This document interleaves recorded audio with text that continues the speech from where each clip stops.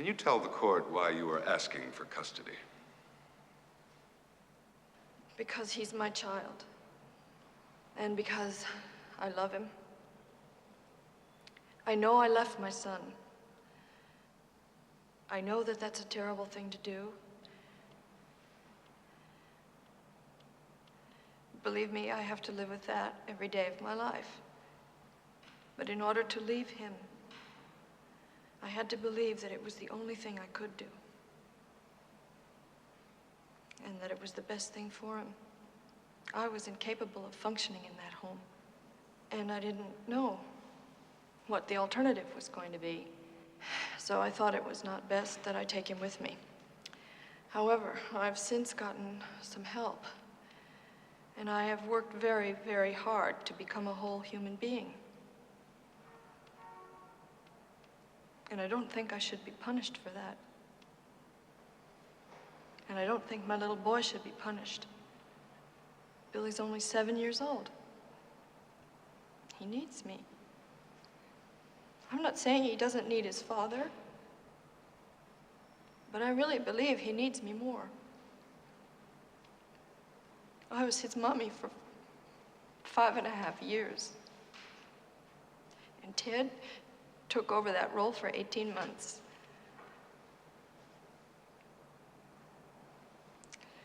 But I don't know how anybody can possibly believe that I have less of a stake in mothering that little boy than Mr. Kramer does. I'm his mother. I'm his mother.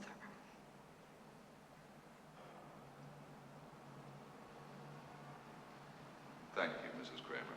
I have no further questions. Now then, Mrs. Kramer, you say that you were married for 8 years, is that correct? Yes. In all that time, did your husband ever strike you or physically abuse you in any way? No. Did he ever strike or physically abuse his child in any way? No. Would you describe your husband as an alcoholic? No. A heavy drinker? No. Was he unfaithful?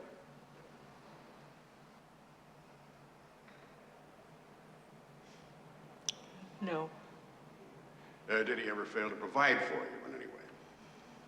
No. Well, I can certainly see where you left him. Objection.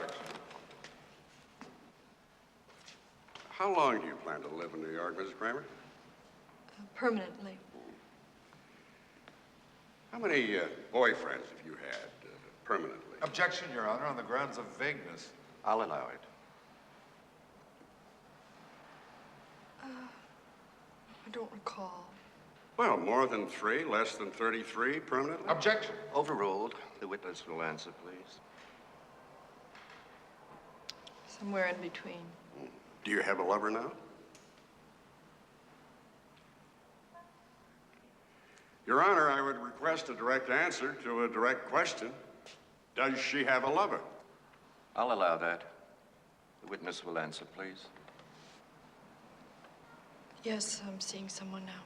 Is that permanent? Well, I don't know. We don't really know, do we, when you say permanently, if you plan to live in New York or even to keep your child for that matter, since you've never really done anything in your life that was continuing, stable, or could be regarded as permanent. Objection. I must request the counsel be prevented from harassing the witness. Sustained. I'll put it another way, counsel. What was the longest personal relationship in your life outside of your parents or girlfriends? I suppose that would be with my child. Whom you've seen twice in a year. Mrs. Kramer, your ex-husband. Wasn't he the longest personal relationship in your life? Would you speak up, Mrs. Kramer? I couldn't hear you. Yes. How long was that? We were married a year before the baby. And then 7 years after that. So, you were a failure at the one most important relationship in your life. Objection. Overruled. The witness's opinion on this is relevant. I was not a failure. Oh? What do you call it then? A success? The marriage ended in divorce. I consider it less my failure than his. Congratulations, Mrs. Kramer. You've just rewritten matrimonial law. You were both divorced. Objection. Your Honor, I would like to ask what this model of stability and respectability has ever succeeded at. Were you a failure at the one most important personal relationship in your life? It did not succeed. Not it, Mrs. Kramer. You. Were you a failure at the one most important relationship in your life? Were you?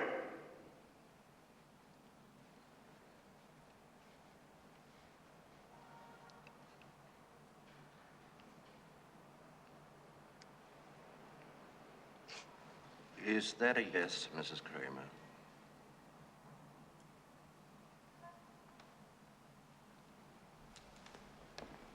No further questions. I'm not a perfect parent. Sometimes I don't have enough patience, and I forget that he's a little kid. But I'm there. I get up in the morning, and then we eat breakfast, and he talks to me, and then we go to school, and at night we have dinner together, and we talk then, and I read to him, and we built a life together, and we love each other.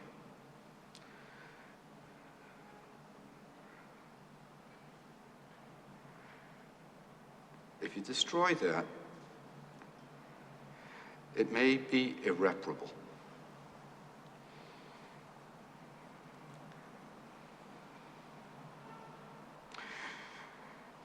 Joanna, don't do that, please.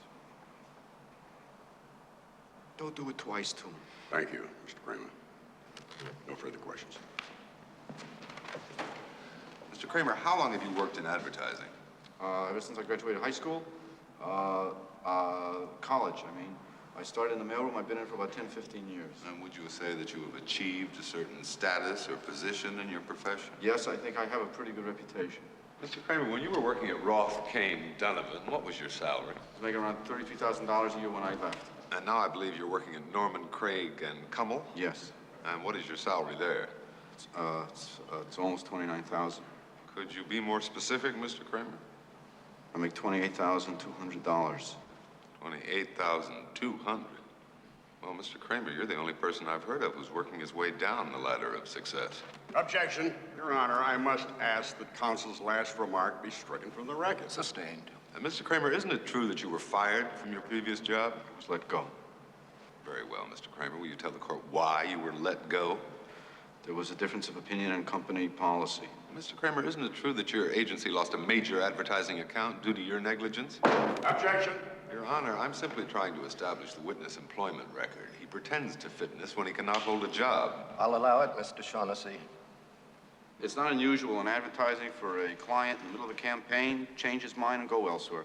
It happens every day. Mr. Kramer, was it not true that you walked out on a client in the middle of a major presentation saying that you had an appointment with a first-grade teacher? There was a problem in school. My son was sitting next to a kid who was hitting and biting. Yes or no, Mr. Kramer? Yes, but he bit my Mr. Kramer, kid. in the spring of this last year, did you or did you not miss a deadline on the Mid-Atlantic Airlines account, causing your company not only a great deal of embarrassment, but considerable financial liability as well? On that day, I had to go home because my child was sick. He had Mr. a fever. Kramer, did you or did you not miss a deadline, yes or no? My son was sick. Mr. Kramer, answer the question. I'm trying to answer the question. It's not yes or no. I'm sitting there in Mr. my Kramer, office. yes or I no? had 104 temperature. He's lying there sweating. I go home to be with him. Your Honor! Mr. Kramer, I must urge you to stop, or else I'll have to hold you in contempt.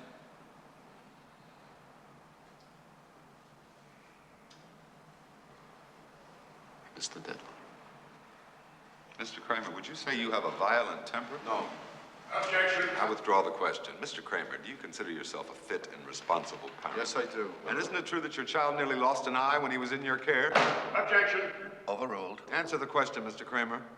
We were in the playground. He was on a jungle gym with a... Fell and then nearly lost an eye when he was in your care. He fell down and he cut him. Isn't it true that you told your ex-wife that you were responsible for the injury that permanently disfigured I your object. child? If the counsel for the Didn't you say to petitioner- her recently, when it happened, I felt I was guilty, I felt it was all my fault? Objection. Your Honor, I have concluded my questions.